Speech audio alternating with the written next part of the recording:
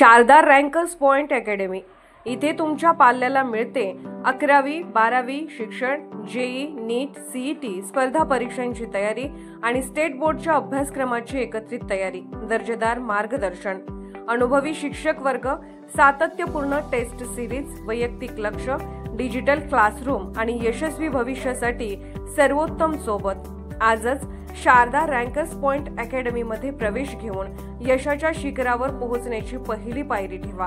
आमच्या सोबत तुमचे डॉक्टर, इंजिनियर बनण्याचे स्वप्न नक्की पूर्ण होईल। प्रवेशासाठी संपर्क 93 72 79 52 35।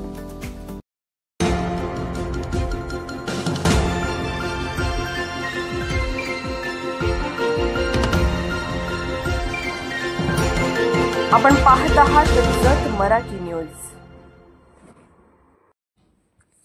महात्मा गांधी चौक पोलीस ठाणे मिरजकडील सहाय्यक पोलीस निरीक्षक संदीप शिंदे व त्यांच्या पथकाने हद्दीतील गांजा विक्री व वितरण करणाऱ्या टोळ्यांवर सातत्याने कठोर कारवाई केली आहे। त्यासाठी माननीय पालकमंत्री चंद्रकांत दादा पाटील यांनी नशामुक्त अभियान अंतर्गत महात्मा गांधी चौक पोलीस ठाण्याकडील पथकाचे बक्षीस देऊन सत्कार केला आहे। माननीय पालकमंत्री चंद्रकांत दादा पाटील यांनी त्यांच्या सांगली जिल्हा पालकमंत्री पदाच्या पहिल्या भाषणामध्ये जाहीर केल्याप्रमाणे नशामुक्त अभियान अंतर्गत कामगिरी करणाऱ्या पोलीस अधिकारी व अंमलदार यांना प्रोत्साहन देण्यासाठी रोख स्वरूपात रक्कम देण्याचे जाहीर केले होते।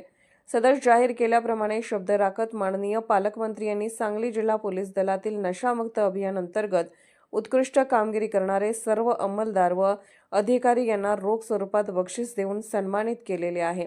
यावेळी माननीय पालकमंत्री यांनी स्थानिक गुन्हे शाखा, महात्मा गांधी चौक पोलीस ठाणे, विटा पोलीस ठाण्याकडील अधिकारी अंमलदार यांचा सन्मान केला।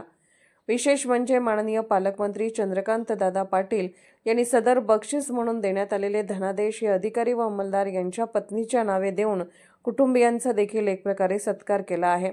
सदर सन्मान कार्यक्रम हा सांगली जिल्हाधिकारी कार्यालयात डीपीडीसी मीटिंग दरम्यान घेण्यात आला। सदर कार्यक्रमास माननीय पालकमंत्री चंद्रकांत दादा पाटील, जिल्ह्यातील वरिष्ठ अधिकारी माननीय जिल्हाधिकारी काकडे सर, माननीय मनपा आयुक्त गांधी सर, माननीय पोलीस अधीक्षक संदीप घुगे सर उपस्थित होते। यावेळी माननीय पालकमंत्री चंद्रकांत दादा पाटील यांनी माननीय पोलीस अधीक्षक सांगली संदीप घुगे यांचे व पोलीस दलाच्या कामगिरीचे भरभरून कौतुक केले।